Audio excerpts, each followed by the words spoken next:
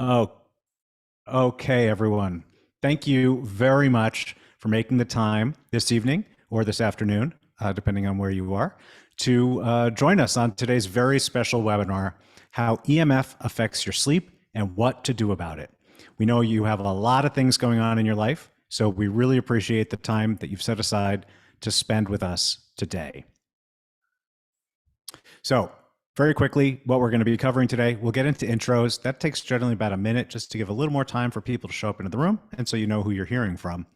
Then we'll get into the main content, which will take about 25 minutes. Then we have a special announcement and offer for all of you who are attending live. This offer is only good for people who are attending live. And then we'll get into Q&A. And Q&A on an SYB webinar generally runs anywhere from 20 minutes to 90 minutes, depending on how many questions you all have. So very briefly about me, my name is Art Blank, and I am the CEO of Shield Your Body, as well as the host of the Healthier Tech podcast, formerly taught on the faculty of the University of Southern California Viterbi School of Engineering. And along with my father, Dr. Martin Blank, I was co-author of Overpowered, about the science of EMF health effects. And this all follows about a 20-year career in software engineering.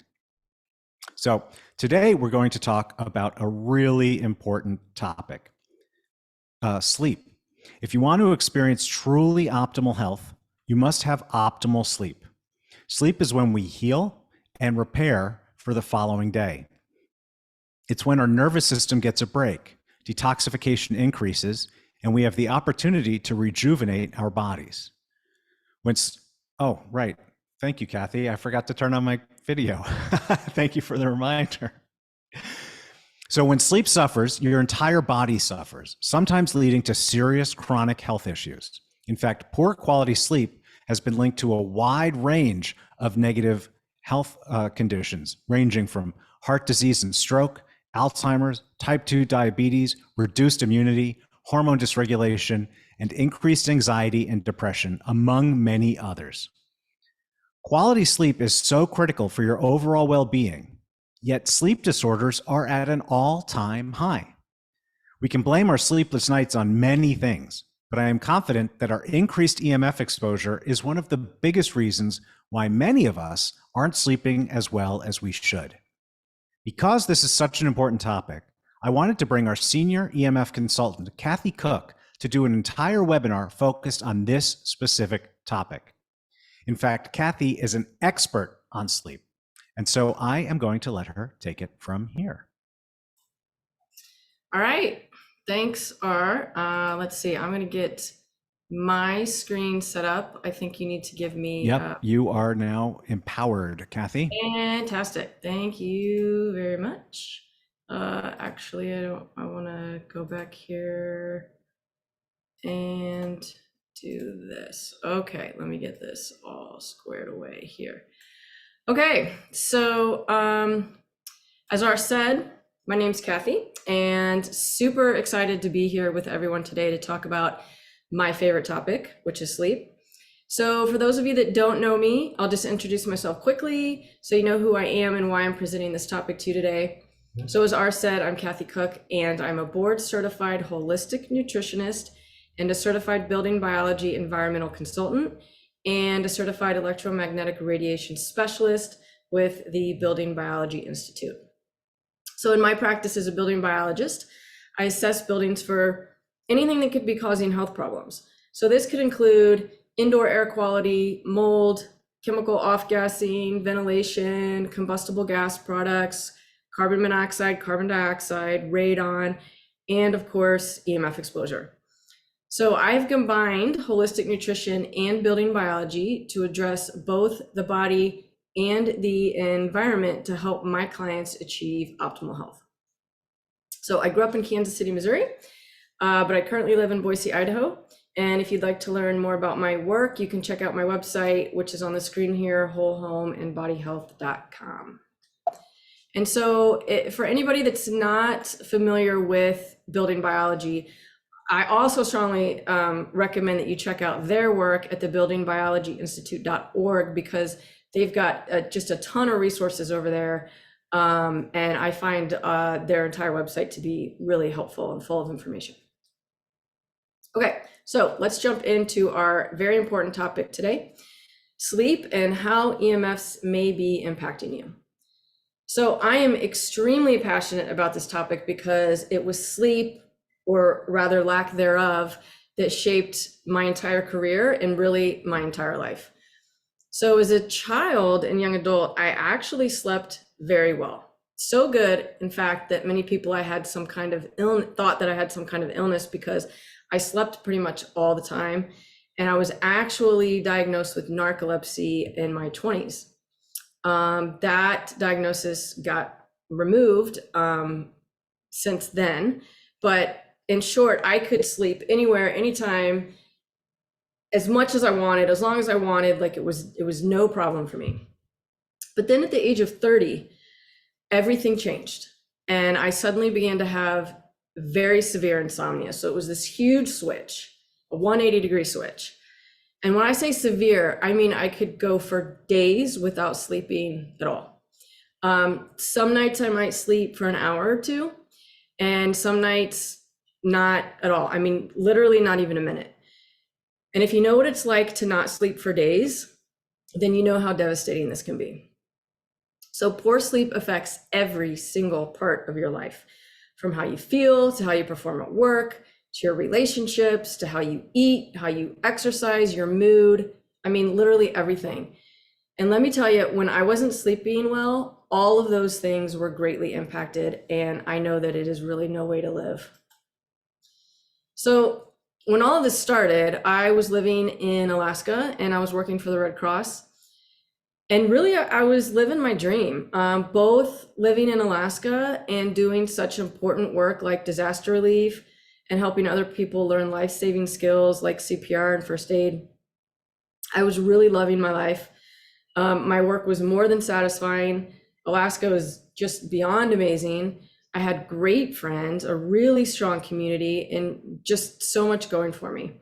I had just completed my EMT training and I had plans to become a paramedic. Like, what more could I want? But then I started to feel awful every day because I wasn't sleeping. And I couldn't very well try to save someone's life when my own mental faculties were severely challenged due to poor sleep. So even though I was living the dream, I felt awful, and it just was no way to live. So when this all began, I started to research, and I read everything I could get my hands on when it came to sleep. And after many months of thinking it would just go away, it only got worse. And to be honest, in those first few years, I didn't come up with much that actually helped me. The standard medical system didn't have much to offer here. I tried every natural sleep aid that exists. I did all the things you hear about: chamomile tea, warm milk before bed, a warm bath, physically exhausting myself, all of these things, but none of them worked. None of them really did anything for me. And so this went on for years. And with each passing day, the more and more determined I became to find answers. I could not live like that. Eventually, a full 9 years after this started, I decided to enroll in a holistic nutrition program because I knew I was going to have to get to the deep biochemistry level of how the body functions in order to figure this out.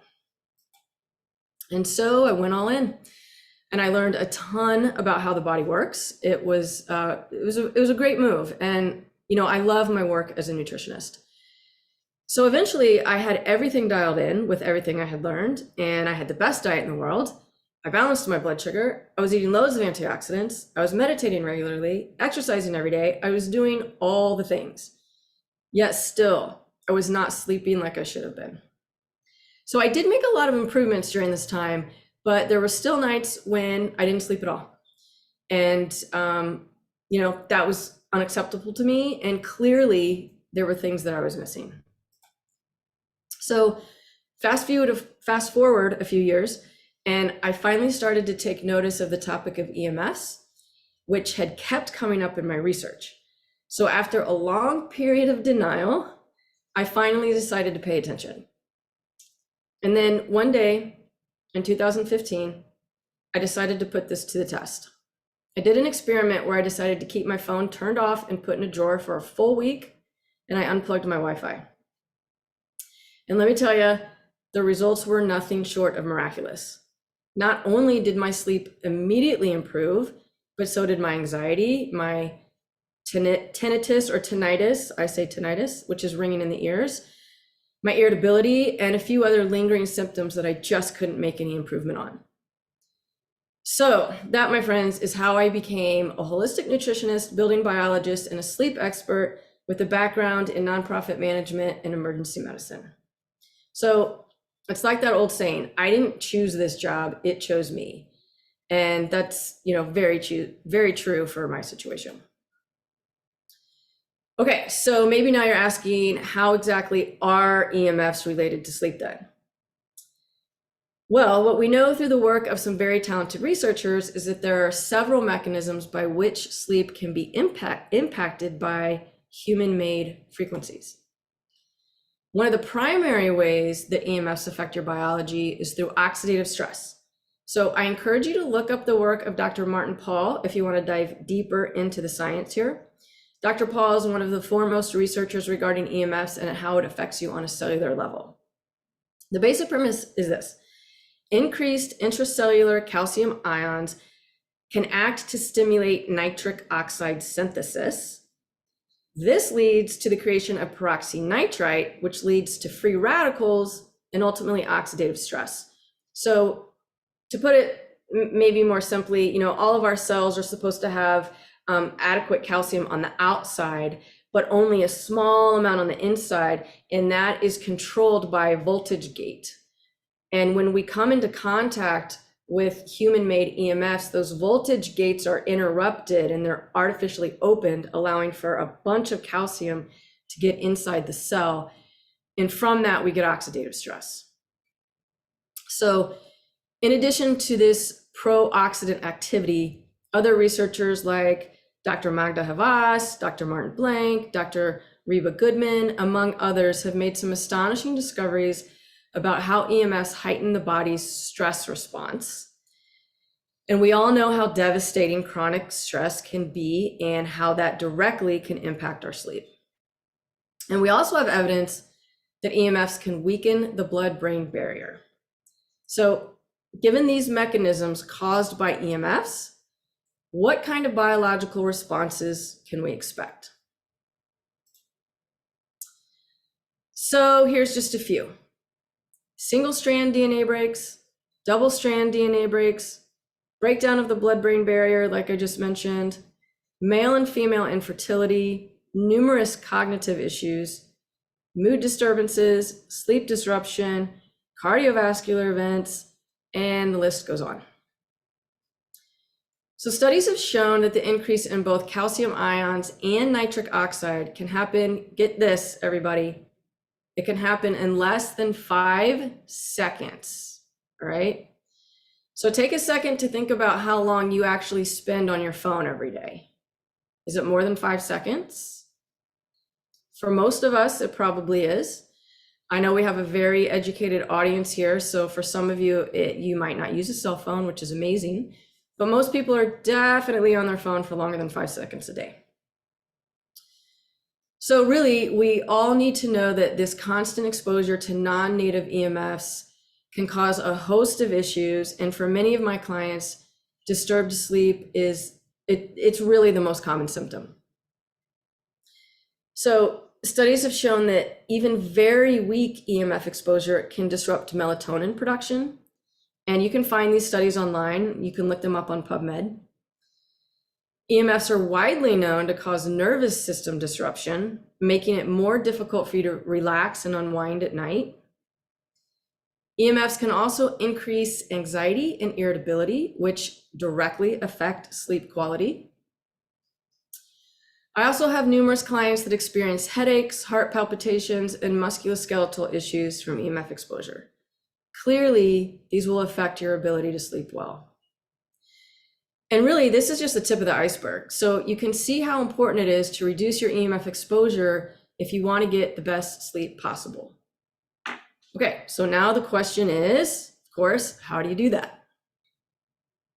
So I realize that, many people on the call today probably are already familiar with the 4 main fields, the slide that we have here, but everyone might not be, and it's a good idea to do a quick review anyway, because these can get very complicated. So there's 4 main fields that we're worried about with EMF exposure, and that's electric fields, magnetic fields, radio frequency, and dirty electricity. So also worth noting are the peripheral fields of static electricity and blue light. We're not going to get into those too much in this webinar because it's a whole nother thing, but we will go over each of the 4 main fields in depth. So they all need to be addressed, and they each come from different sources and have their own mitigation strategies. So you can't just unplug your Wi-Fi and turn your phone off and call it good and think you're done. There's so much more to it. Those are just the 2 of the obvious things that a lot of people do, which is great, but let's be honest for a second. How many of us are actually doing that? A lot of you probably are, but I know a lot of people that feel like they can't do that for some reason, or they just haven't made the step yet. So I know that there's a lot of us with some room for improvement. So if you truly want to get great sleep, you have to take things a bit further. When I'm doing a home assessment, I can spend up to 2 hours in a bedroom alone because it can really get this complicated. But there are some really big steps you can take right away to get you most of the way there. So I want to walk everybody through these steps right now. All right, so we're going to start with radio frequency. And so I already mentioned the 2 big ones, which is turning off your Wi-Fi and your cell phones. So that's the absolute minimum that you should be doing. If you're not already doing it, I'm going to kick you off this webinar until you get that done. I'm kidding, of course, but really, it's so critical that you take these 2 steps. We're going to talk about a lot here today, but these are the 2 biggest things that you can do immediately. At least unplug your Wi-Fi at night and keep your phone out of your bedroom, preferably off. So the best approach to this is to hardwire your internet, so you don't really even have to worry about the Wi-Fi, this means you don't even have Wi-Fi, you just have internet through a hardwired connection, and you're done, and you don't have to worry about it, and anybody can do it, and I do it. I'm hardwired right now, and I'm coming to you live. It's easy, and it can be done. So what other radio frequency devices might you have inside your home besides just your Wi-Fi and your cell phone? You could have cordless phones, smart meter, wireless earbuds, smart speakers, really anything with Bluetooth, fitness trackers, a wireless mouse and keyboard, a baby monitor, appliances, TV, gaming system, pillows, tampons, thermostats. Literally any electronic device these days can be enabled with radio frequency. And I'm telling you that you would not believe some of the things that I find in my clients' homes. And often they have no idea that these items even have radio frequency on them. So manufacturers are putting Bluetooth or Wi-Fi capability on almost any device they can. I've seen them on diapers, mirrors, pacifiers, bras, cribs, pepper spray, stuffed animals. I'm telling you guys, I could go on and on. It's amazing. So the key with all of these devices is pretty simple. Don't use them. Every single item that I just listed can be purchased without this technology. It may be you have to do a little digging sometimes to find some of the larger appliances, but you can. And of course, your health is definitely worth it. So if some of these items are present in your living space, but are beyond your control, which I realize can happen, then I would encourage you to book a consultation with someone like me or someone you know in your area that can help you shield them or figure out how to minimize their impact. Because even though they may be in your living space, there is a lot you can do to minimize their effect. And of course, I would encourage you to purchase a good radio frequency meter so that you can identify all of the items that might be in your home, items that you're not even aware of. So my favorite meter is the Safe and Sound Pro 2. I have this listed on my website with a discount code if you want to check that out. And I've got some other meters on there as well. So now that we've gotten some of the obvious items tackled, let's talk about the other 3 EMFs that a lot of people don't even know exist or feel maybe a little too novice to really tackle. Okay, so first we have the electric fields, and you will find these in your bedroom or anywhere that you have something plugged in, and anywhere really that wires run through your walls. So this is the sheer consequence of having electricity in our homes and wires through our walls. So some of us think that the electricity just kind of stays on the wire, but that's not actually true. It kind of rides along the wire and it makes this big field around it. And sometimes it can come out into your living space about 8 feet. So I know it seems normal that we do this, but it's actually not. It's not normal at all. So remember that electricity is really only about 100 years old or so. And it's not normal for our bodies to live next to electrified cords. We didn't evolve this way. And a good percentage of the world still does not live this way. So it's common for us in the Western world, and it seems normal because that's all most of us have ever known. But it's not natural to how we evolved or how we've lived for millennia. So unplugging everything in your bedroom is a really good start. Okay, so no lamps plugged in next to the bed, no power cords going underneath the bed. I see that all the time, people running extension cords and things under the bed to get more things plugged in. Just imagine you've got a big field on that cord. So nothing plugged in around the bed, preferably nothing plugged in the bedroom itself. Now, if you want to take it a step further, I recommend turning the breakers off at night. My bedroom breaker is permanently off. I don't need any electronics in the bedroom. So I just leave it off permanently, and it's that easy. Now, if you do need to have some electricity in your bedroom and you want to turn the breaker off at night, this can get a little tricky because sometimes turning the breaker off can actually increase the fields due to a cancellation effect. So you really must verify this with the meter first. And I see this regularly. I was doing an assessment yesterday and this exact thing happened. We turned the breaker off to the master bedroom and the fields went up. And the homeowners were like, I don't understand. And so what's happening here is when two circuits are next to each other, so there's a bathroom on a different circuit right next to it, and there was the living room underneath, so all of that wiring is in close proximity to each other, and they may be flowing in opposite directions. And when that happens and they're both charged, they're going to help to cancel each other out with those electrons. So when you turn one off and you get that cancellation effect to go away, then your numbers can go up. So that's why it's really important for you to have a meter to verify this first, because a lot of people just flip it off because that's what they've been told, but you got to verify. So a good electric field meter or a body voltage meter can help with this situation so that you know for sure that your levels are going down, or it can help you to identify which other breakers you need to turn off too. So you might have to turn off the bedroom breaker along with the hallway or the bathroom or the garage or whatever it might be.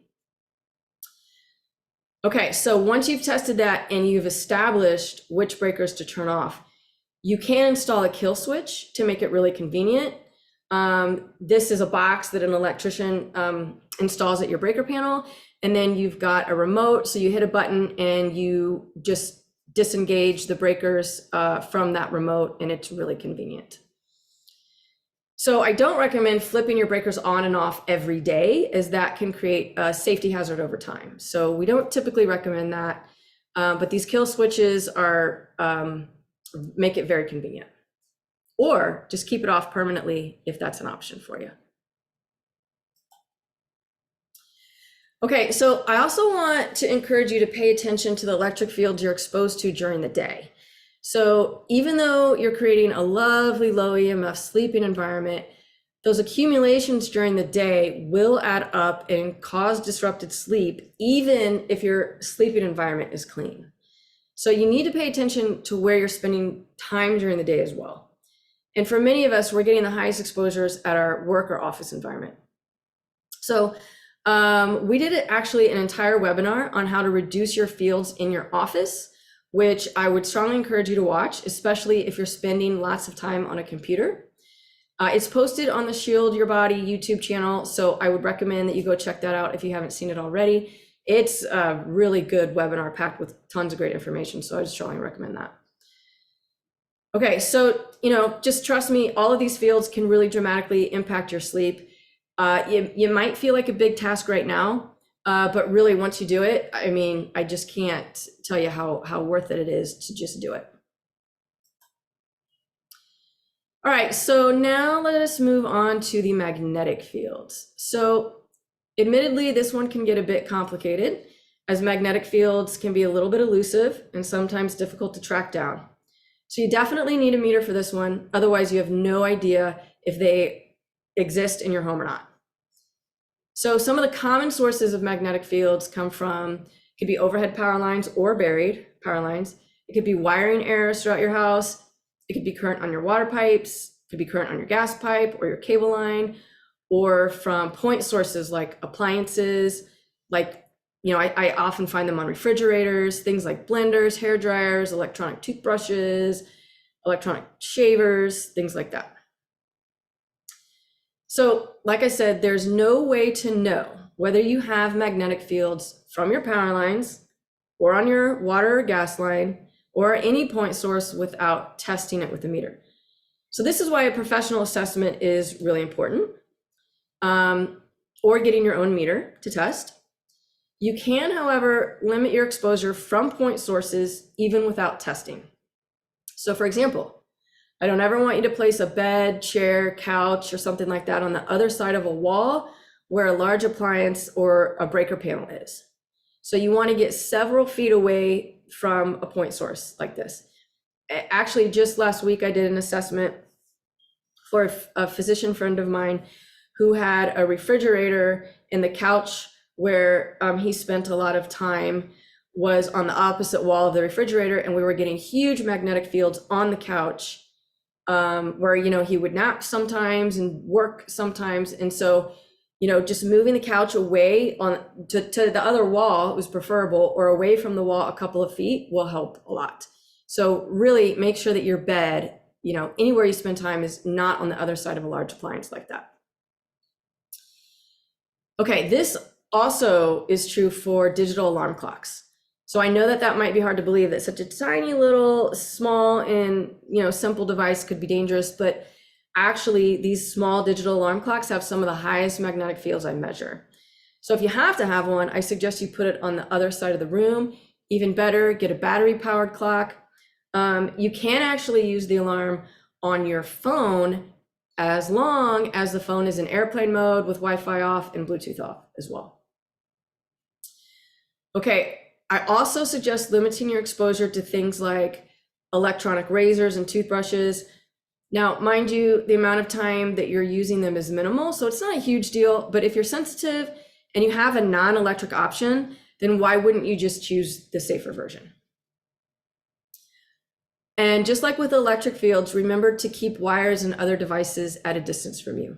So many cords or plugs can have transformers, and like your computer charger, for example, and these transformers can have really high magnetic fields. So you got to keep them away from your body. If you're gonna, charge your phone, charge it in another room. You don't need to hold your phone while it's charging, right? You don't need to have it next to your body.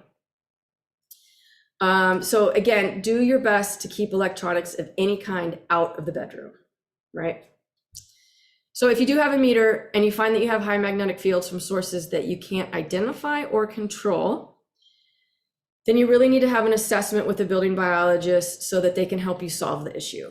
It can get pretty complicated, but if this does exist for you, you really want to invest in solving the problem. So you don't want to spend 24 hours a day bathing in these magnetic fields. Okay, so now let's go to dirty electricity, or DE for short. So DE is an altered sine wave. And that happens on your home's electrical wires from different electronic sources. And you can get an altered sine wave. So the sine wave is like in the US 60 hertz, in Europe 50 hertz. So it's that cycle. Our electricity comes in 60 cycles a second, up and down really fast. And when that sine wave gets altered, you get this dirty electricity, which also can come out from your wires, from the wires in your walls about 8 feet. So you can have this DE from the grid itself. You can have it from your neighbors, any neighbor that you share a transformer with, or from your own devices that are inside your home. So common sources include LED light bulbs, computer chargers, phone chargers, solar panels, pool pumps, energy efficient appliances like furnaces or mini splits, TVs, internet routers, all kinds of electronic devices. So again, just like with magnetic fields, you really have no idea if you have elevated levels in your home or not, unless you test. But there are some decent dirty electricity meters on the market, like the Graham-Stetzer meter, green wave meter, which are both about $130 or so. And that will enable you to test your wires and see what's going on. Regardless if you test your DE or not, there are still some excellent things you can do to reduce your exposure. Now, if you're going to turn your breakers off at night, like we already discussed, that's a great first step. It should eliminate most of the dirty electricity that's on the wires for those circuits that you turn off. So again, another plug for turning your breakers off at night. Now, if you can't do that yet, because I ultimately really want you to, then start by, again, unplugging everything in your bedroom, everything in the bedroom, because even if you've got something plugged in on the other side of the room, it's still going to impact all the wires. So it doesn't just, the dirty electricity isn't isolated to that source.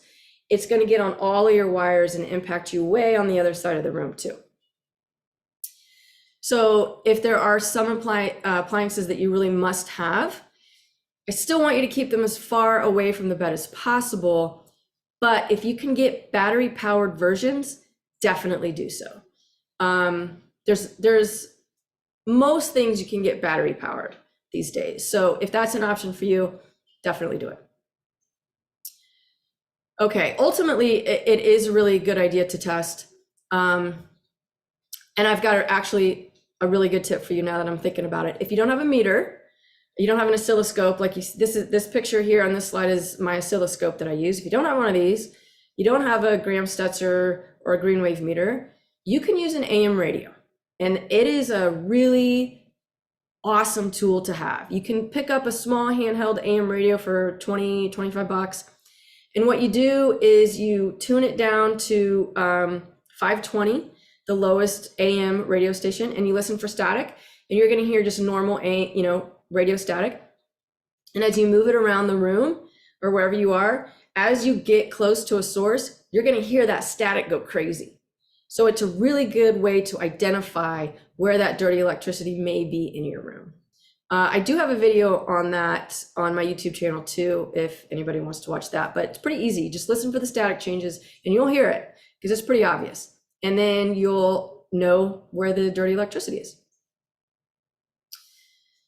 Okay, so the same principle applies here as it does for the other fields, and distance is your friend, okay? So dirty electricity can come from point sources, even though it's all in all of your wires. It can be more concentrated on some of these point sources, like the refrigerators or the charging cords, etc. So make sure that there's a big distance between where you spend time and all of these sources. If you need to move your bed to the other side of the wall, or even a foot or two out from the wall, I definitely encourage that. My bed, even though my breakers are off, my bed is still about 2 feet from the wall, kind of in the middle of the room, because I couldn't eliminate my fields as much as I wanted for various complex reasons where I live. So my bed is actually away from the wall, and it's fine. It's not a big deal. Okay. So another thing, when you're sleeping, make sure that you don't have any lights on inside the house. So I know that people like to keep a light on maybe outside or in a room for a night light, but these lights can create fields. If they're incandescent bulbs, it's probably okay. but it's still not great for sleeping because you're going to get that blue light. So I encourage you to do orange light bulbs to block the blue light, or they've got some great battery powered night lights. I would suggest those for sure. Okay, so all of that to say, in short, you want to power down as much as possible at night with all of these fields, right? We don't really need electricity going when we're sleeping. Okay, so these are just the initial steps that anybody can do right away to reduce your exposure while you're sleeping. Now, I do realize that in some cases you may have elevations that are beyond your control, like, maybe you live in an apartment building or in a townhouse and you've got a neighbor's Wi-Fi close by, or you live near a cell tower, or you live with people that won't accommodate the changes that you'd like to make. I totally recognize these are all valid issues. So in these circumstances, you may want to explore some shielding options like a bed canopy, maybe painting if it's done well. You can use metal screen like on the windows. You can use shielding fabric or a number of other tools to at least protect your bedroom. So again, these shielding practices can get a little tricky. So if you want to explore those, I definitely suggest you reach out to a building biologist, book a consult with me, or somebody so that we can help walk you through this and how to do it appropriately to get you the best protection. Okie dokie. So this is a lot of information that I kind of just threw at you guys. And so it may be a lot for some of you to get started on. There's definitely a lot more that you could do, but I don't want to overwhelm anybody if you're not already. So once you get some of these steps dialed in, then you can take it to the next level. And if you're already there and you're ready for the next level, you want to jump in more, I suggest that you check out some of the articles on the Shield Your Body website. You can check out some of mine, and I've got many dozens of videos on my YouTube channel about all of this stuff and how it works. And then, we did creating a sleeping sanctuary webinar a while back, which goes a little bit deeper into some of these concepts, which you can also find on the YouTube channel at Shield Your Body if you want to go a little bit deeper. Okie dokie. So I hope that you took lots of notes and you have some action steps and you're ready to make some of the steps in your own bedrooms. But I also want to be very clear here that mitigating your EMF exposure is not the only thing you have to do to get good sleep. There's a lot to sleep. And remember, I had to completely overhaul my diet, my physical routine, my nervous system, and actually I had to address a bunch of other stuff as well. Now, mitigating my EMF exposure was just one piece of it for me, and it was huge. And while I did experience better sleep right away, I had a lot of other work to do before I could get to the place where I am today, which is getting great sleep night after night. So throughout my years of research, I learned I had actually numerous infections I had to address. I had to get a handle on my circadian rhythm. I had some brain inflammation from previous concussions that needed addressing. I had been exposed to mold, and while my diet was great, it was actually not a good diet for me personally. I was doing a lot wrong. So I had to keep fine-tuning and treating myself until I got my body back into balance. So it was a lot of work, but I was committed, and I knew there were answers out there, and I deserved to live my healthy, abundant life just like everybody here does. So the interesting and also sad thing that I've noticed is that my story is not uncommon. In my practice, actually, I'm seeing more and more people with sleep disorders than ever before. Our fast-paced, ultra-connected world is just not conducive for rest and good sleep. So that is the background for a really special announcement that we have for everybody on the call tonight. So to make that announcement, I'm actually going to hand it back to R. Thank you, Cathy. Doing the stuff here that I need to do. Thank you. Great presentation as always. And there was a question in the chat about whether a recording will be made available. And the answer is yes, it will be posted to our website and to our YouTube channel by tomorrow. But the special announcement that we have for everyone here only applies to the people who are attending live. So as Cathy just hinted, we have a special announcement for everyone here tonight. And that is that SYB is proud to have teamed up with Cathy to bring you the Sleep Easy Method. This is SYB's first online course. Cathy created the Sleep Easy Method, covering everything she learned and did over the course of her 15+ year personal journey to create consistent, good quality sleep night after night. Cathy has seen firsthand through her consulting how this method can totally transform people's lives. Sleep is everything. We all know when you don't sleep well, you just don't have a good quality of life. So what does this consist of? With over 5.5 hours of videos, more than 20 PDF guides and handouts, 8 bonus expert interviews, over a dozen blood sugar balancing and gut healing recipes, this program has everything you need to know on how to reset your body back into a state of health so you can finally get the sleep that you deserve. This course has 8 modules, which covers everything from EMF to circadian rhythm entrainment, to learning about your optimal diet, to managing your stress, to good sleep hygiene, to balancing your hormones, and so much more. Cathy has put her life's work into this program, and we're excited to be working together to give access to so many people to help you achieve the quality of life that you've been seeking. Maybe you want to perform better at work. Maybe you want to get back into shape. Maybe you want healthier relationships. Maybe you just want to feel normal again. This program really has it all. Cathy and I want as many people as possible to get their hands on this information in one place so that you don't have to spend over 20 years wading through all the conflicting and bogus information out there like Cathy did. This program is 100% science-based and quite simply gets results. The value of this course is well over $3,000. We've seen other courses priced at $5,000 and even higher, and they don't have all the great information that Cathy has put into the Sleep Easy Method. But Cathy and I knew that if we priced it at what it's worth, not enough people would have access to the information. We know that $3,000 is a lot of money, especially with how much we're all spending on basics these days, like gas and produce, even for information that's as important and essential to the quality of your life as the Sleep Easy Method.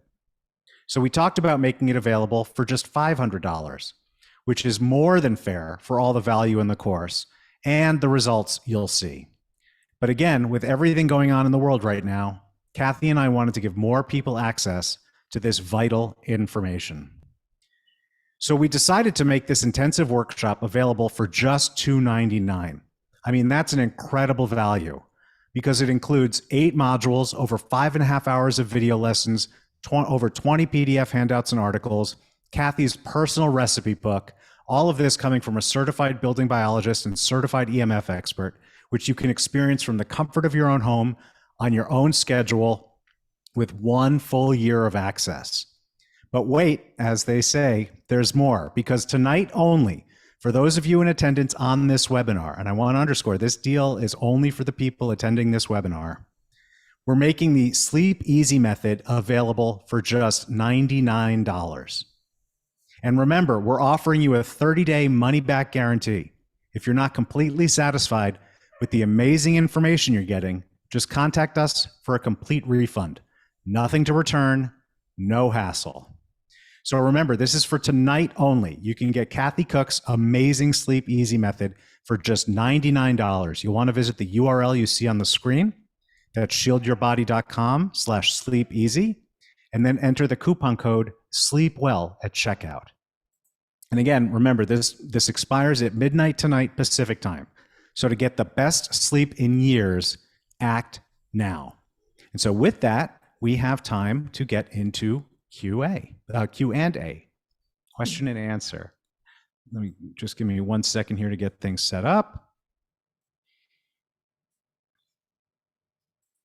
And okay, we have a few questions. For those of you who haven't seen it, there's a Q&A pod. And so you just have to click Q&A and it'll bring it up for you. And then you can post your question. So we'll start here. And I have part of the answer to this one already ready. But Cathy, I'm going to ask you to take the other part. So Lisbeth sends greetings to everyone as a Belgian living in southern Wales. Within our home and knowing that EMF are damaging to the health of humans, do radiation levels also impact plants and even the foods in our cupboards? So the answer in terms of plants, and this is where I'll get started, Cathy, and then hand it over to you. The answer in terms of plants is yes, there's a lot of science on that. And it actually impacts plants, animals, insects. There's a tremendous amount of science on this. And we have a blog post, which I'm going to put in here into the chat pod for everybody, but it's shieldyourbody.com/EMF-plants. And that covers some of the bigger studies on this question. Now, when it comes to food in the cupboards, Cathy, that's where I am drawing a blank. Yeah, well, I think it probably does. So there's not a lot of really good research to make concrete conclusions on this because there's just no funding for it.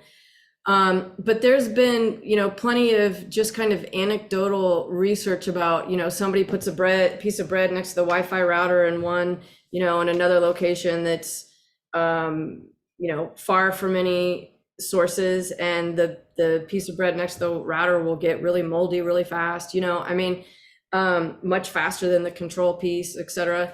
So I don't see any reason why it would not. I mean, it makes sense if it's affecting all of us on a cellular level. If it's affecting, a lot of our food's plants, right? Or our food is animals, and it affects both animals and plants. So it certainly makes sense to me.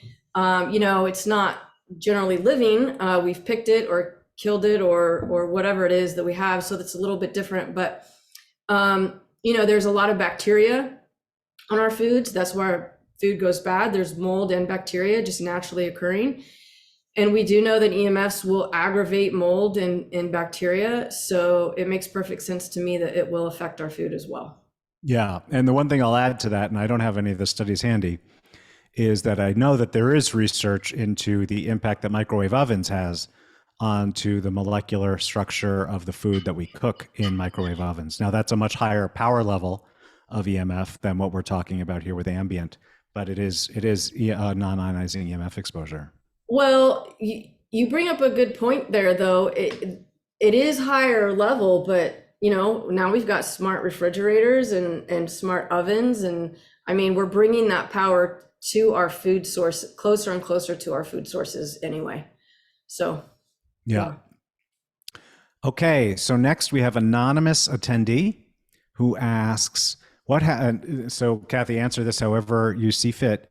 What happens over time if one sleeps night after night in their bedroom that has a big fridge, stove, circuit breaker, or other related directly on the other side of that same wall?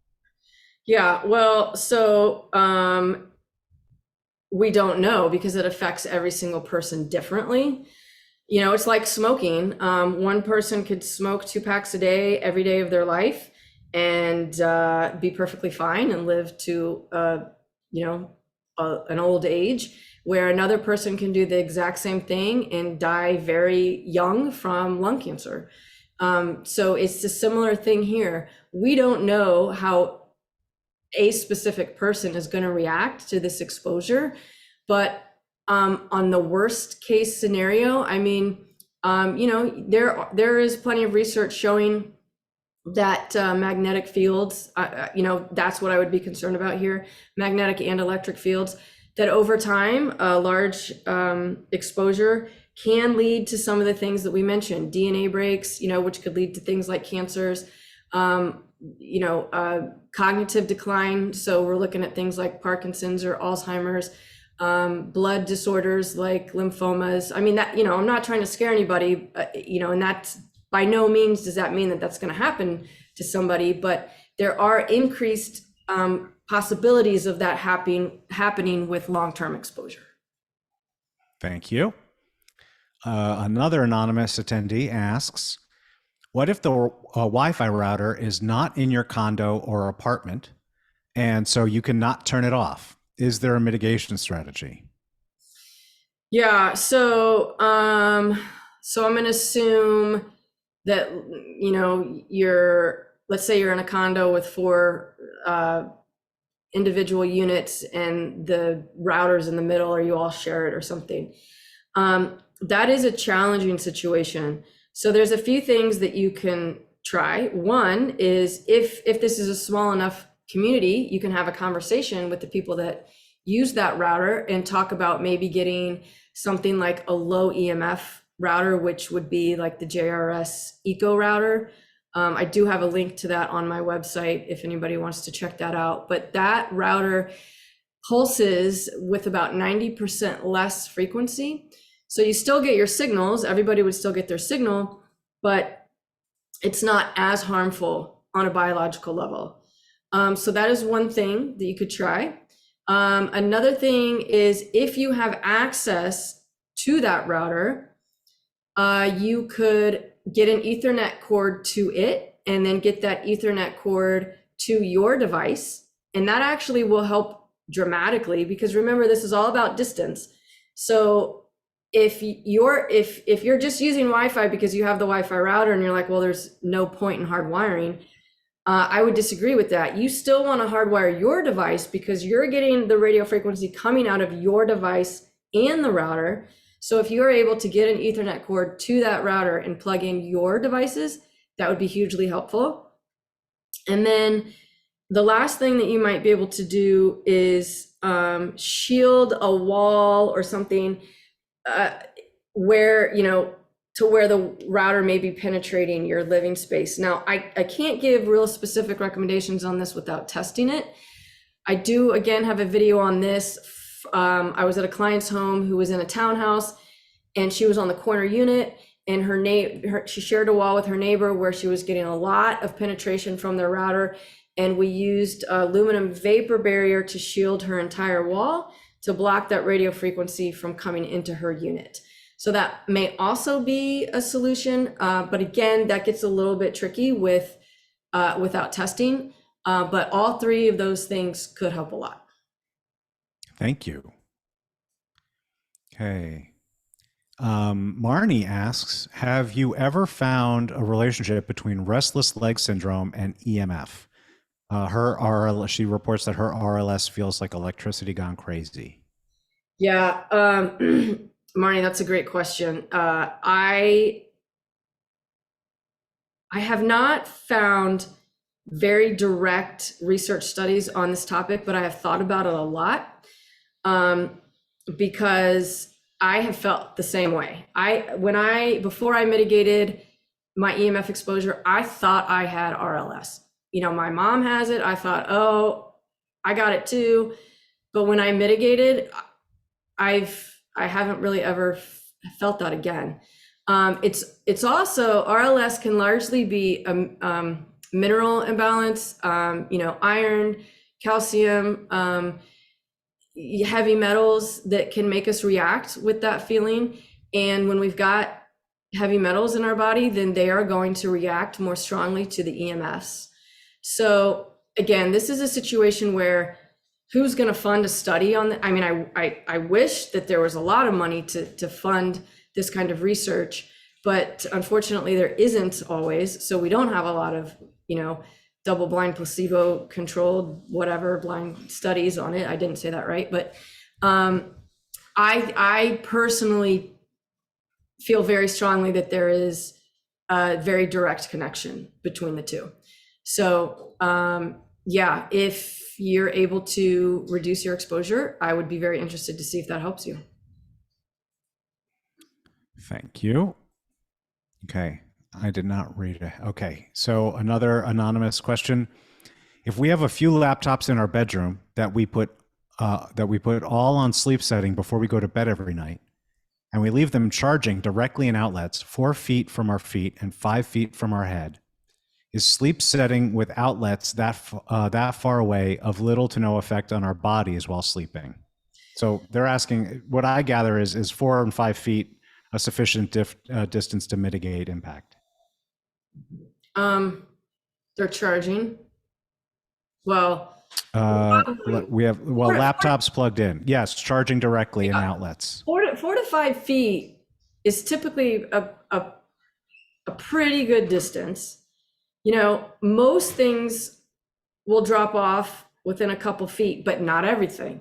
I mean, I don't mean to be plugging my YouTube channel, but I've got so many videos on this. I did a video recently on a space heater that went like almost 8 feet.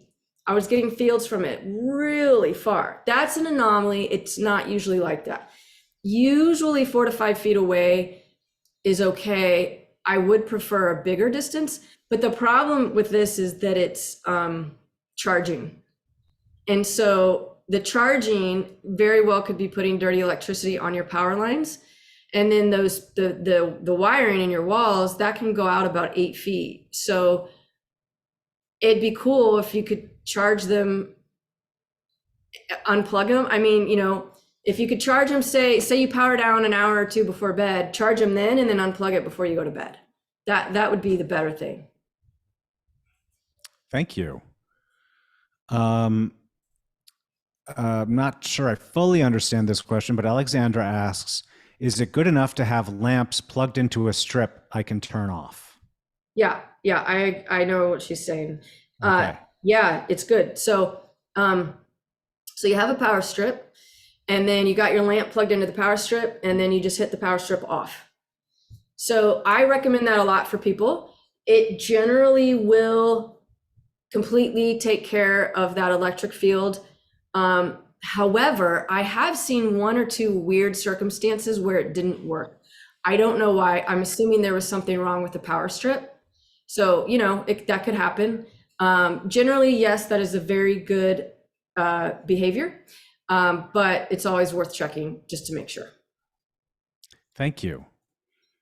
Okay, so Anonymous asks, does the shielding canopy, and I assume the question's about the SYB canopy, because no other brand is specified, does the SYB bed canopy over the bed work for all types of EMF or just RF frequencies? So the answer to that is the laboratory testing that we have on the canopy is that is on RF frequencies. And actually, just before I finish answering this question, I'll just post this link just to make sure everyone knows where they can see our test data, which is here, and I'll put it in the chat pod. But if you just go to our website, shieldyourbody.com, and on the testing menu, you click laboratory test results, you'll see the test results for all of our products.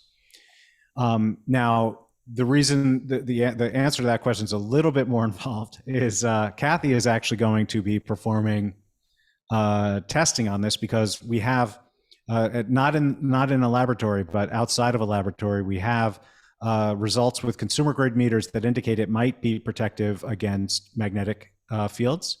But in order to get a more definitive answer on that, once Cathy is done with some upcoming travels, the plan is for her to actually look into that question in more detail. But the clean answer to that question is the laboratory testing data that we have on the canopy is just for RF frequencies.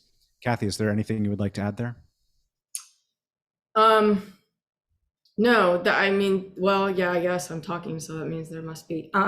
So yeah, the radio frequencies is the main thing, and you know, it does get really complicated with electric fields for shielding that. It can, but it has to be done properly. So grounding, or you know, getting rid of the electric field source from turning off breakers, etc. So it does have multiple benefits to it, but radio frequency is the main thing. Thank you. Okay. Okay. So I think the thing to do here, Cathy, is I'll find him the link on the Building Biology Institute. But give me a second here while I pull this up. So Nathan lives in a small 1974 home in Florida.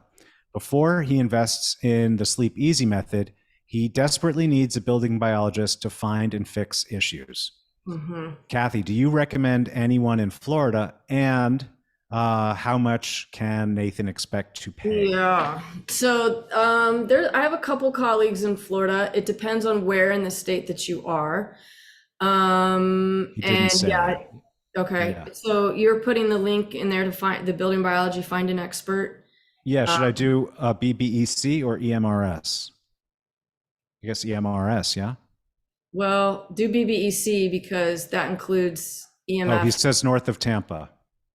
Ah, man, I was just gonna I was so close to coming there next month. But it didn't turn out.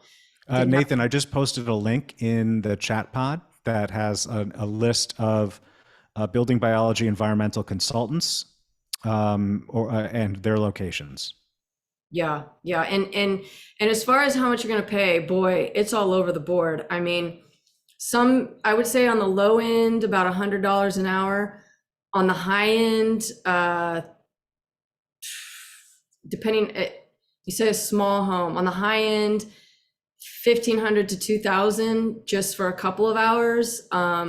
They everybody charges wildly differently, unfortunately. So, and it depends on, the experience that you get with the building biologist. Some people are more experienced than others, et cetera.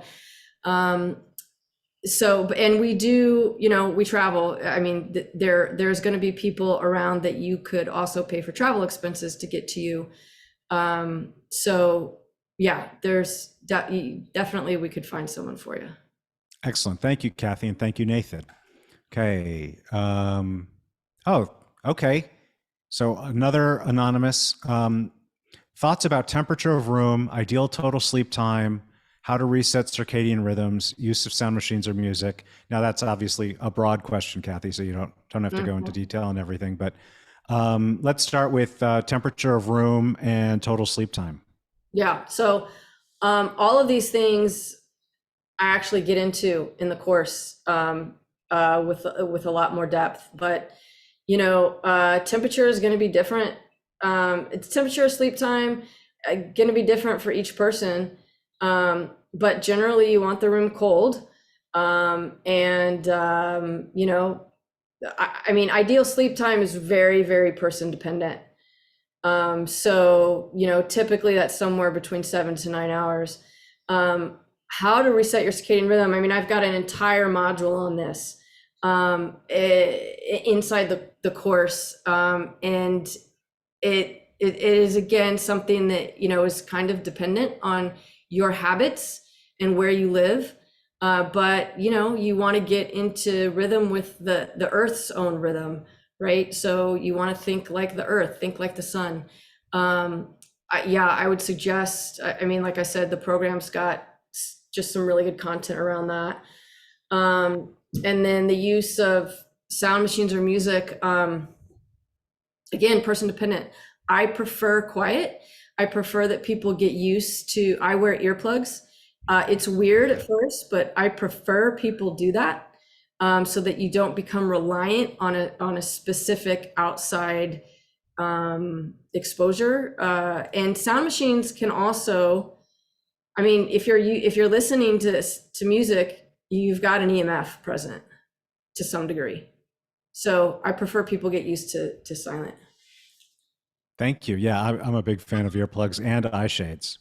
So I use both of those every night. Then, of course, you become dependent on earplugs and eye shades. Well, true. It's true. It's a good point. So Leslie asks, for people with limited funds, can aluminum foil be used for shielding EMFs from power strips?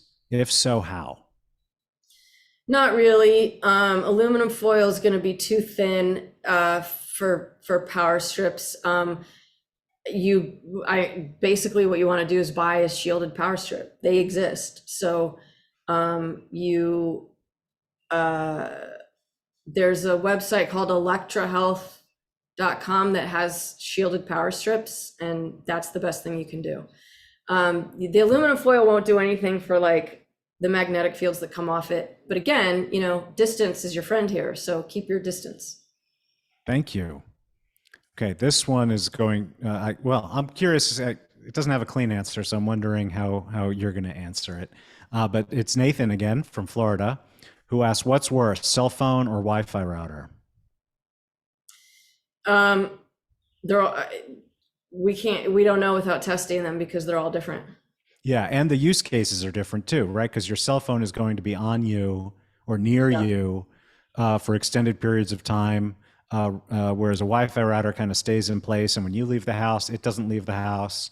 And so, I mean, the basic idea is these are both strong sources, and you want to minimize your exposure to them when possible. So you want to reduce it as much as, but both of them as much as possible. Yeah, yeah, and I see that Nathan says, he's worried about the negative health impacts, and you're turning 40. Like, that's quite young, Nathan. It's awesome. I'm really happy to hear actually that you're taking this seriously and beginning to make changes. And I feel pretty confident that you've got time to, to mitigate some of that stuff that you were exposed to.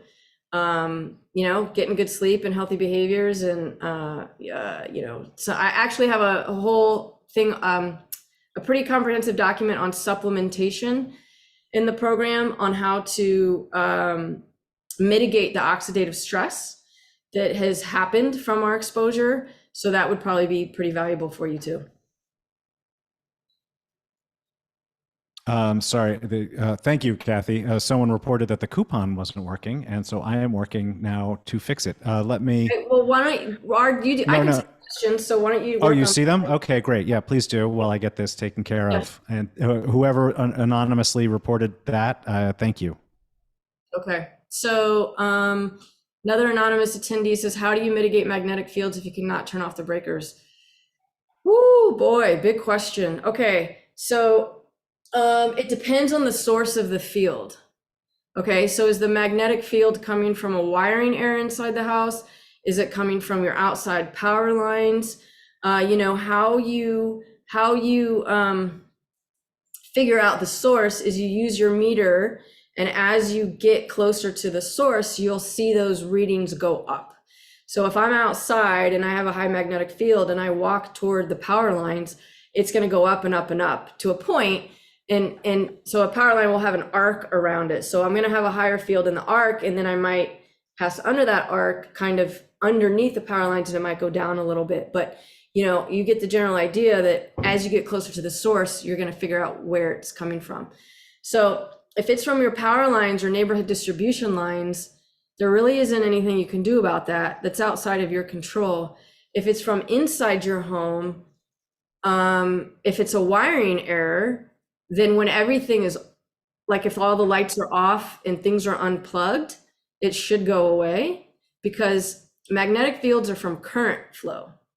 So if I've got a light here, I've got a light over me, it's not turned on, so there is no current flow coming from it. But the second that I do turn it on, if there was a wiring error here and now the current starts to flow, then I will see the magnetic field.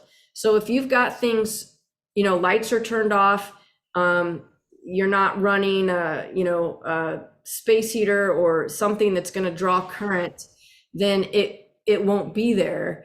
If it's from like a point source, like a refrigerator or something like that, then you just have to get distance away from it. So that's a big question, and it really depends on the source.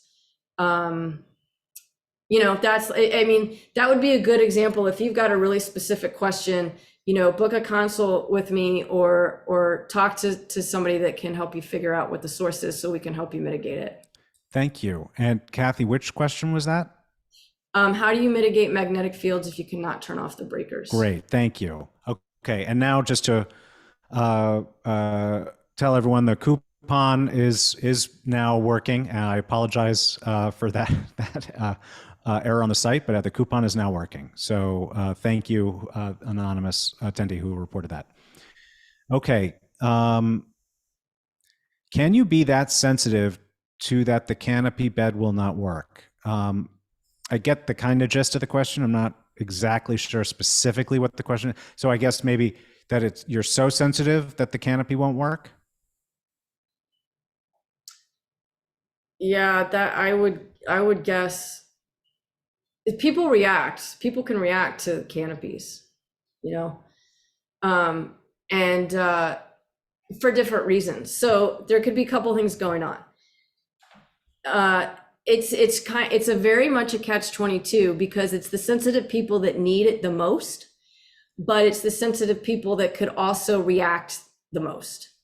And so one thought behind this is that when you remove someone from the Schumann resonance, the Earth's own magnetic field, that people don't feel well. And if you're sleeping in a Faraday cage, you're not going to be in contact with the Earth's own Schumann resonance. Another thought is some people don't feel well inside a canopy if there are high electric fields still present. So again, I don't recommend a canopy unless you can control those electric fields by turning off your breakers, or in some situations you can ground the canopy to a stake in the yard. And then, Arthur Furstenberg, which many people on this call may know him, they may be familiar with him in his work. He wrote The Invisible Rainbow. He doesn't feel good inside. He's extremely sensitive, and he readily admits that he doesn't feel good inside of any kind of shielding thing because his own body's magnetic field is so strong that it kind of bounces back at him and he doesn't feel good. So that's an anomaly. I mean, that's on the extreme end. Most people do fine, but it is possible for various reasons that somebody who is sensitive might not react well. Okay, thank you. Okay, Michael asks, what can we attach to a portable infrared sauna we have set up in a small bedroom studio? And I meant a brand or two of portable infrared saunas that have as close to zero or actually zero ELF, EMF, RF as possible. Well, I personally, so building biologists the Institute does not recommend products. They stay away from, getting involved with specific recommendations, but individual building biologists have their own favorites. I personally am a big fan of the Radiant Health sauna. I have spoken with the owner of that company many times, and they worked with a building biologist to make sure that it was truly low EMF and low VOC. I have tested many and I think they're awesome. I was all primed to buy one this year, and then inflation happened and that was kind of a bummer, but they're great. I'm full disclosure here, I'm an affiliate for them because I'm so passionate about that sauna and I think it's so awesome. But I do have a link to it on my website with $500 off coupon. It's pretty much the only one that I recommend because I think it's just fantastic. Thank you. Could you add a word or two on earthing products? I'm thinking mostly about how we need to earth shields and canopies. Okay, well, in terms of, grounding larger shielding, whether you're talking about painted walls or canopies, that's kind of a bigger can of worms, which, Cathy, I will, if you'll give me a second while you answer the rest of the question, I'll pull up some of the webinars that we have on that topic. But can you speak to earthing products in general? I thought you might have something to say about that. Yeah. So, earthing is really important. However, there's a difference between earthing ourselves, the body, and earthing products, earthing our canopies and stuff, which I know Ara is going to talk about and find that. But the problem with earthing products like sheets or mats that you then touch your body to is that when you plug those into an outlet in your wall, you are coming into contact with what we call contact current. And you are bringing all the dirty electricity and the noise on the wires in your walls to your body directly. Obviously that's not good. So we don't like to do that. if you're grounding a canopy, however, and you get it to a stake in the yard, that's much better. Or I don't know if you want to talk about our other solution, if you want me to. Oh, go for it. Yeah, so Shield Your Body actually sells what's called the nuisance current blocker. And this is an item that was developed by one of my colleagues, Andrew McAfee, who's just a brilliant building biologist. And he created this device for this reason. And so if you wanted to use like a grounding sheet or a grounding mat or something, you can plug this NCB, the nuisance current blocker, into an outlet and then plug your grounded item into that NCB directly. And that will help to avoid some of those negative implications that I just mentioned. So if you're going to ground something, a product like a canopy, either you plug it into the NCB or you can try to get it to a stake in the yard. Otherwise, I'm not a fan of plugging them directly into an outlet. Thank you. Okay, Marnie asks, should I plug my CPAP machine into a battery backup rather than a power cord? The machine is very close to my head since I'm connected by a tube to supply oxygen. Yeah, CPAPs are tricky. So I can spend a lot of time during assessment trying to figure out how best to set up this machine. And they're all different. So, batteries can have fields on them, just like a power cord can. And unfortunately, this is a situation where you're going to really have to test to figure out what's best for your machine. Oftentimes, what I bring with me when I'm doing assessment, like shielding products, like shielded tape or conductive tubing. So recently, I helped a client with this, and what we decided was the best thing to do is we had the CPAP as far away on the nightstand as possible. And then I put the hose through some conductive tubing, and we tightened the tubing on both sides. And then I grounded the tubing to an outlet to drain the electric fields away from the tube. And so sometimes that works and sometimes it doesn't. But, I wish I could give you a really clear answer, but you're going to have to do some trial and error on that to figure out how best to manage it. Thank you.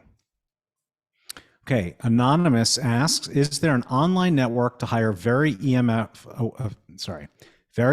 aware electricians to redo existing wiring, or if we build a home? I sure wish there was. That would make all of our lives a whole lot easier. Unfortunately, there's not. I have one building biology colleague who is also an electrician, and he is amazing and he is in high demand. His name is William, and he lives in Arizona, and he's fabulous because he can just go through and do this and he knows what's going on. The large majority of electricians that I have encountered aren't really interested in this because they're very busy and they just don't have time for it. However, every once in a while, I'll land on an electrician that thinks it's super cool and they want to learn. And, we can, when I'm going through a new build consultation with a client, we will find an electrician that is open, and then we will discuss, okay, I want you to do this, this, this, and this, and why, and they'll pick it up really easily. They'll understand what we're doing. So it's typically an area where, the best thing to do is do a new build consult with somebody like me or a building biologist, and then we can work directly with your electrician to say, this is how we want it to be done. So that's typically the best way to do it. Yeah, and to that, I would add, there is one referral I have, but this person is neither an electrician nor a building biologist, although he is about to be an electrician.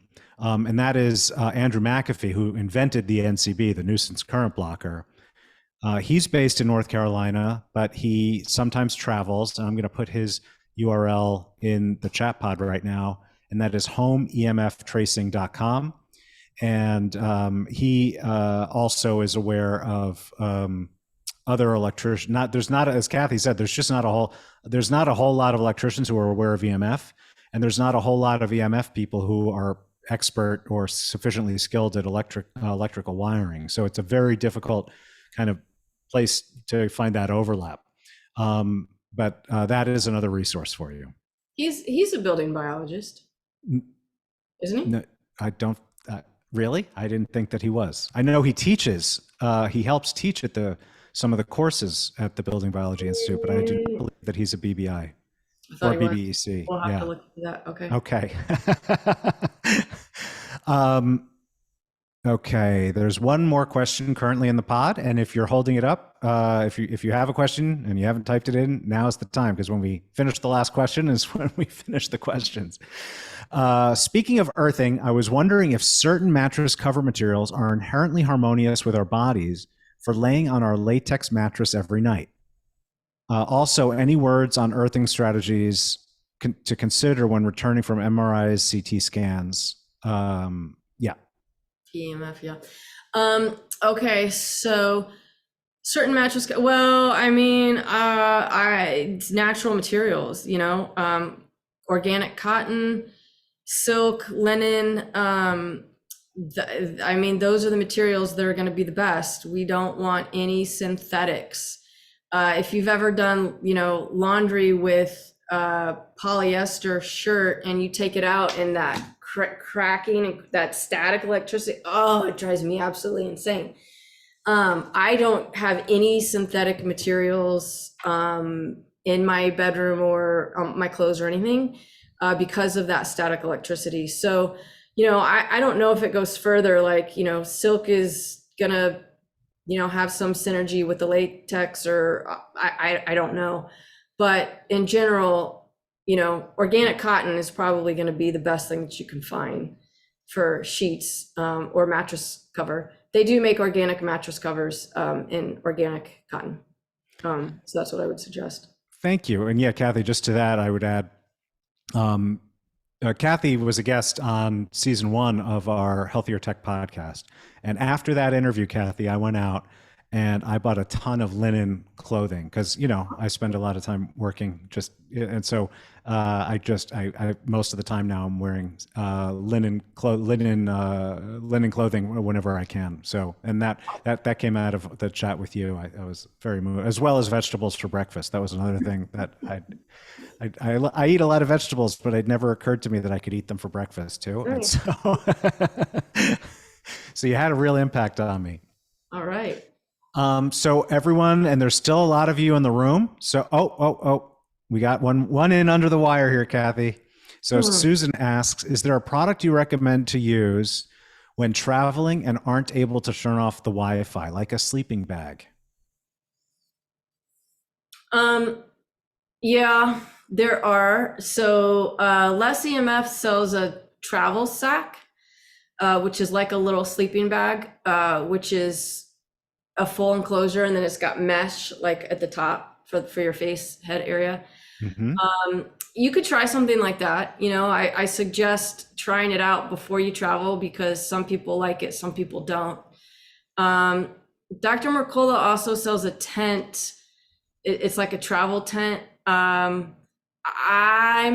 have tested it and I'm not a huge fan of it because it had very high electric fields because the material is very conductive. So I'm not ready to recommend that one yet. But and I have not tested maybe it's called a black bag. Did I say that? A black bag, I think, on Less EMF. I have not tested that one either. So I can't I can't attest to its effectiveness. But I believe it's mostly cotton and it's not really conductive. So something like that could be worth a try. Thank you. Okay, now Marnie asks, and this is about the course because Marnie has already purchased the course. So thank you, Marnie. If the module, okay, so the context of this question is that the course is 8 modules, and they are released weekly. So at the time that you buy the course, you get the first module. Then 7 days later, you'll get the second module. 7 days later, you get the third module. And 7 days after that, you'll get the fourth, and so on. So Marnie says, if the modules are released weekly, it will take much longer than a month to find out if it helps. But the money-back guarantee is only 30 days. How will this work? And the idea there, and Cathy, I'll pass it off to you when I finish this, is there's a couple of issues there. One is that it's too much information to take in all at once. So the idea is to pace out so you actually have the time to get into the content and learn it and work with it. And then you still have, by the time the 30 days are up, you will have had access to 4 modules, which is roughly half of the course, which should definitely give you a feeling as to how well this content is working for you. But Cathy, do you have something to add there? Yeah, well, that's exactly right. I mean, there's so much information in the course, and yeah, I would sincerely hope, but and to be fair, in the course, I did very purposefully put some of the bigger pieces right in the beginning. The first 4 modules are some of the biggest that are going to make some of the biggest impact for you right away. So I would really hope that after those 4 modules, you're going to start to see some improvements.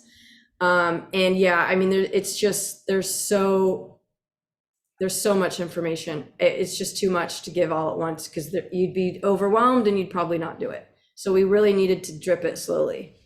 Yeah. And Marnie, thank you very much for asking that question. I'm really glad we had a chance to address that. Okay, so looking at the course, may I ask what is meant by 20 plus PDF guides, handouts, and checklists? And are there any Q&A sessions included? So as of right now, there are no live Q&A sessions included. So what you get is the course itself, which is the videos, and the PDFs, which are the handouts and articles. Cathy, can you talk about the guides, handouts, checklists, please? Yeah, so each module has a video component, and then it has a written guide. So it's the same information, but some people like to read. Some people I mean, it's just me on the screen talking. Some people like to watch videos. Some people like to read. So I wanted to provide you both of those. And then each module, I also included a checklist for you so that you can take it's a very simple, instead of wading through like, this is what I have to do, I gave you a checklist to make it really easy. Like, I got to do this, and you can check that off. And then this is my next step. And then this is my next step. So just trying to make that as simple and straightforward as possible. And then the other handouts and things, I've got a lot of stuff in there. I mean, I've got like questionnaires about your hormones. So a questionnaire that will help you identify, like, am I having a hormone imbalance here? I've got food planning guides.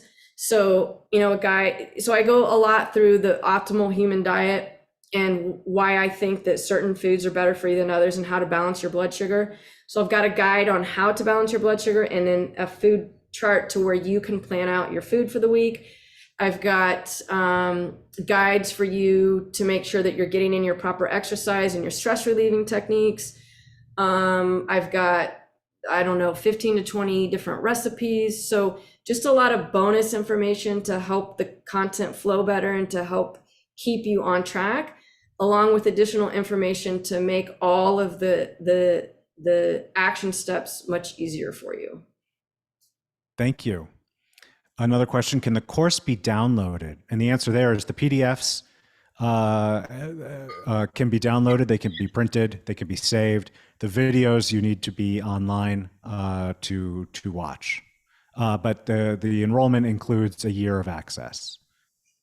Anything to add there, Cathy? Yeah, and so again, like, the videos you have to watch online, but you don't have to watch the videos, because everything I talk about is in that module's handout and guide.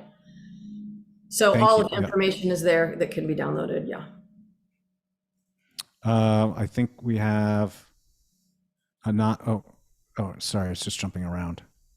So so written summary, I think this is a follow-up to the PDF question. So written summary of what was in the module, but no transcripts. Is that correct? That's good. There are no transcripts. Right.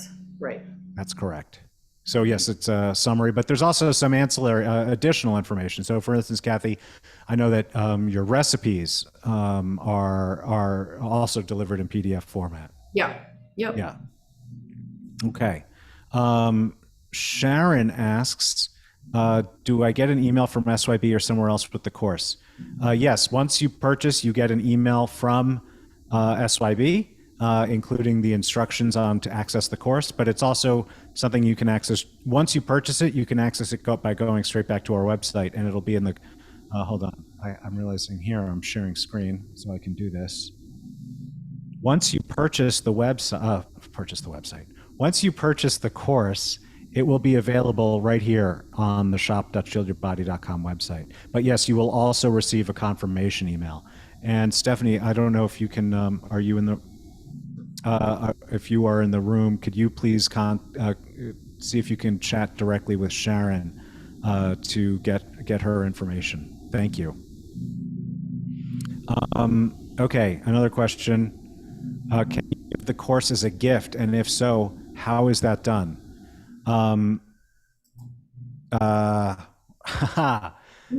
Wow. So yes, you can. And I'm just trying to think in my head how that would be done. Stephanie, can you please, Stephanie, can you text me how you'd like, maybe this should be handled? Can I tell Bill to email into hello at? And yeah, let's do that. Bill, I'm going to ask, and I'll put the email address in the chat room, and I will have the answer ready for the next time we give this talk, because that was a fantastic question. But if you could just email hello@shieldyourbody.com with that question, and Stephanie knows that you asked it now, so even if we don't get you an answer for a day or two, we will honor the discount code for you. And great. Okay, final question here. Alexandra asks, do you recommend any of those EMF medallions that people wear like a necklace? And the answer is no. We do not recommend them. If they work for you, great. If they work for other people, don't tell them to stop using it, but they are not products that we recommend. Cathy, do you have anything else to say there? Yeah, pretty much. I mean, I've seen people get good results with these as far as symptom relief goes initially, and then they get worse over time, which is very concerning to me. Or they don't do anything, or they make people feel worse, or, I mean, it's entirely possible that you could get something and you do feel better and it works for you, and that's awesome. But I really hesitate to recommend them because I've seen too many people use them, feel better, and then feel worse later. And I certainly don't want anybody to experience that. Yes, thank you. And then, so that was an easy question to answer. So anyone else? I know Sharon had a question. Bill had a question about the course, about purchasing the course, what the confirmation is, how to give it as a gift. If you are trying to purchase the course right now, or you did purchase it and you have further questions, please email hello@shieldyourbody.com. Stephanie is standing by right now to field any questions that come in. And even if you're on this webinar and you're having some issues getting it, questions that you need answered before you can make the purchase, we will honor this discount for those of you who were here on this live webinar. Another question just came in through the chat pod. I completely missed the start. Any replay? And just to say one last time, yes, there is going to be a replay. We're actually going to work to try to get it posted in a couple hours, but it'll definitely be up by tomorrow. It'll be at shieldyourbody.com, and it'll also be on our YouTube channel. And I will try to get it so that we have it processed in time to go out to the email that goes out to all of you tomorrow for having attended this webinar. Cathy, any final words for everybody? No, it was great. I'm so glad that everybody came on. Awesome questions. You have a very intelligent audience. Yes, thank you. I'm very, very happy to have the members of the SYB community that we do. So, final note to everybody. Again, this is the Sleep Easy course. The Sleep Easy Method course it's really fantastic. It reflects. I mean, you all know, not just from this webinar, but from many past webinars, how much knowledge and expertise Cathy brings. And the Sleep Easy Method she devised and developed over almost 20 years of her own personal research on this question of how to sleep better. This is a really unique set of information, and we all want to sleep better. And the price that we have it at tonight, for those of you live in attendance, this is a very special launch price because this is brand new. This just went live during this webinar. So if you're interested at all, I highly recommend taking us up on this offer. Again, there's a 30-day money-back guarantee. So if you're not happy with it, you just email in. We will refund your order. But I do not believe it's going to be very likely that we will see another $99 price discount on this product anytime soon. So again, if you're at all interested, I strongly recommend that you take us up on this offer. And again, that's shieldyourbody.com/sleepeasy. And the coupon code, which I have confirmed works, is sleep well. And that's until midnight tonight Pacific time. Thank you all very much for taking the time out of your week to come join our SYB webinar. And stay tuned for more events later this year. And thank you very much, Cathy. It's always a pleasure having a chance to hang with you. Likewise, thank you, and thanks to everybody for coming on. Bye.